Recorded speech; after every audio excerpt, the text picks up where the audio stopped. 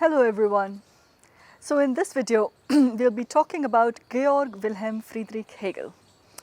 Hegel was born in 1770 in Stuttgart in what is now called Germany. At that time, they were little princely states. And he died in Berlin in 1831. Now, this very, very brief, like birth and death kind of an introduction should give you an idea of his flourishth, right? So he flourished. Well, the thing is that it was a bit of a late flourishing, but this is what is called, well, the Romantic era, right? Now, before we go there about, what era is Hegel a product of and who is he? What were the main events of that time? So 1770, he was born in 1770. So if you think about it, we've been talking with Rousseau and then with Wollstonecraft about the French Revolution, which happened in 1789. So he would have been like 18, 19-year-old at that time. And this had a huge impact, as you can imagine, this Wordsworth's, what a dawn, what a dawn was it to be alive, I think it was something of that sort. And, but to be young was sort of wonderful. I'm obviously misquoting, but you get the idea. This was the time of the French Revolution, but not just the French Revolution. This was also the time of the American Revolution. Before that, the Industrial Revolution was going on, and this was the era of the colonial sort of project of Britain at the time, and then the European sort of reconstitution, the little fights. Germany was still sort of, Prussia at that time was still a set of principalities, but including Prussia. And this was, so Hegel's time would be, well, when he was his flourishing, so let's say when he's in his, late 20s, 30s. Now these are the times of the Napoleonic Wars. So in 1806, Hegel was a young man, well, youngish in in Jena, and he was at that time completing his first book, his chef d'oeuvre, The Phenomenology of Spirit, while Napoleon was marching upon Jena on his white horse, and that's the image we have, this world historical spirit, as Hegel sort of calls him. So marching on Jena, and Hegel was like scribbling away at his manuscript, trying to finish it off. And this was a world historical individual, product of a world historical event, the French Revolution, which had a huge impact. This was a generation that was enthusiastic about the French Revolution. So with Hegel, so to go back to the question that we started with, what era is he of? What is he, where would we place him? So in one way, he is very strongly a product of the Enlightenment. So we have been looking at the Enlightenment, we've been looking at Rousseau, and we've talked about, Voltaire and Diderot and Holbach, and then Encyclopédiste. We've talked about Hume. Then later we've talked about Kant, and then Wollstonecraft. So we have been, and of course in that group, Paine and Godwin in Britain. We are now looking at the result, really, in some ways, of this march of reason. We could call it a result. I mean, we are going via Hegelian history. So this march of reason, which resulted, let's say, in these revolutions, or that's how one could see it. I mean, that's not exactly necessarily how it went. We've talked last time about the French Revolution and its causes, and I remember one of the first things we talked about was poverty, taxes, unemployment. But yes, of course, also the Enlightenment intellectuals and the idea of reason as the centering of reason, the centering of the human being as well, right? And the decentering of God and absolute power and all these things. So Hegel is a product of the Enlightenment because at the center of his philosophy is this idea that universal reason, this sort of reason almost replacing God in some ways, is what shapes and drives human history. That human history is a progress of reason, right? So this is a very strong idea in Hegel, and one of his main concerns, really, another concern of the Enlightenment that we talked about, was the relationship between the individual and the society it inhabits, the individual and the state.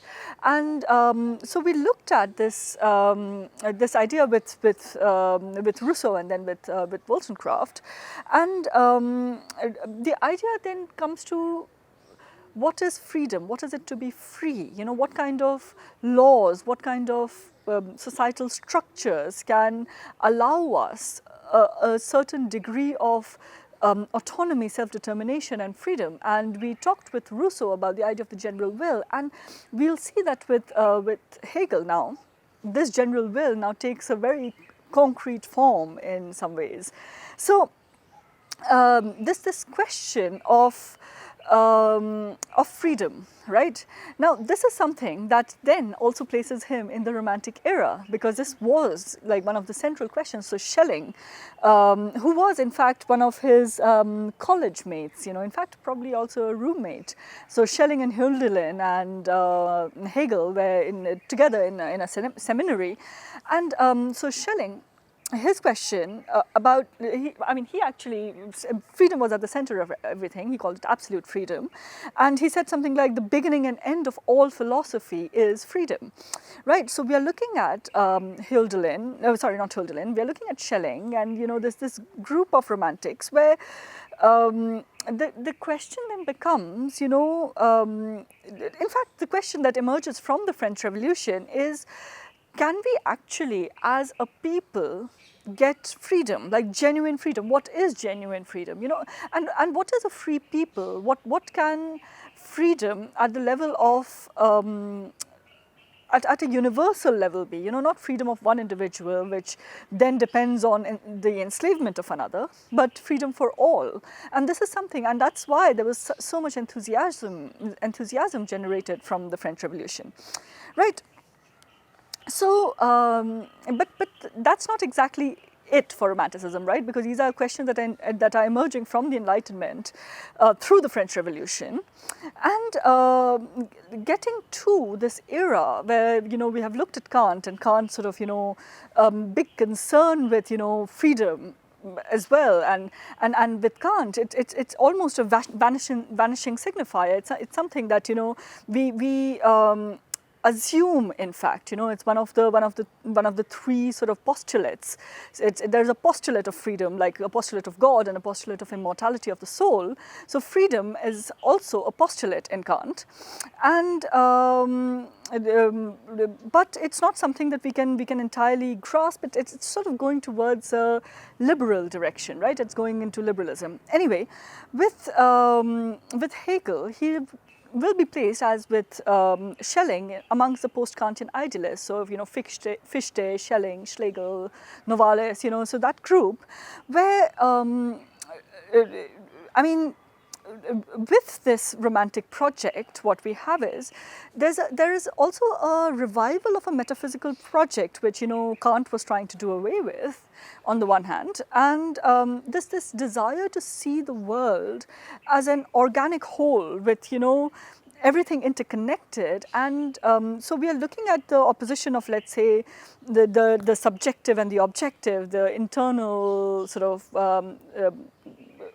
experience of the person and the world that they inhabit, and to see if, you know, the individual can fit themselves into this world, to find a place, to sort of, you know,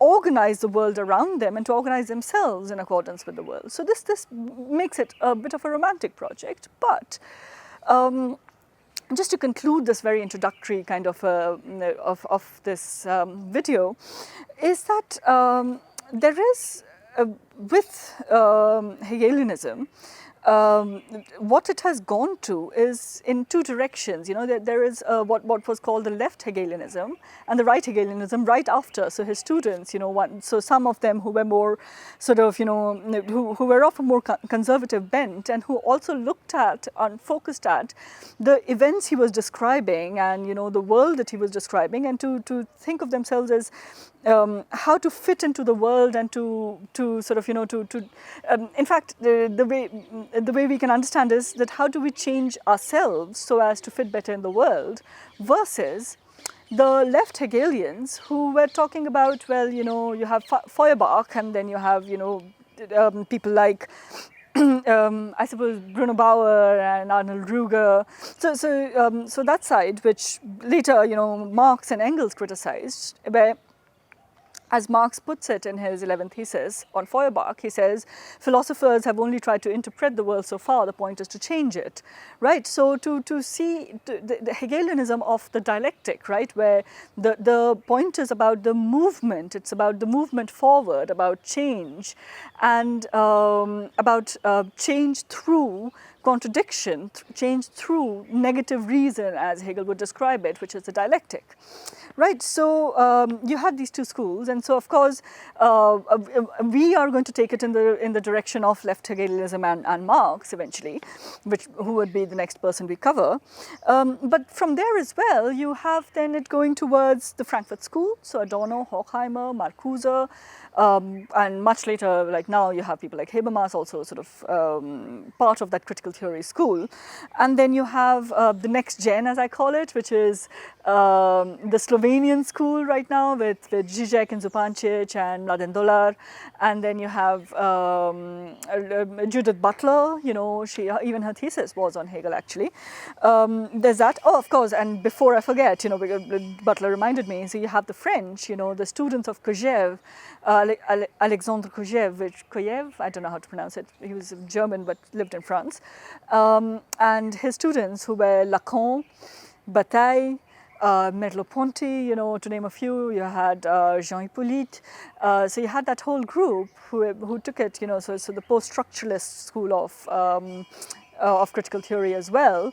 And so, Hegel has come to us from many different directions and has become pretty central right now. In fact, we are looking at the critical theory tradition. You also have, a popular Hegel of Francis Fukuyama, for example, the end of history idea, which, was paid to, well, as they say with the 9/11 attack, but I mean, that's not it, history would not end in that way. But so you have Hegel as a somewhat central figure in our discourse right now, in our intellectual discourse. So for this reason, in our, this background course on the intellectual background of theoretical and political sort of thought of the moment, Hegel is pretty central. So yeah. In the next couple of videos, we'll talk about well, I'll talk a bit about the Hegelian dialectic. I'll talk about the Hegelian idea of history and freedom. And yeah, I mean, that's about it. But I'll try and draw in different concepts from here and there so that you can make sense of it. So yeah, thank you.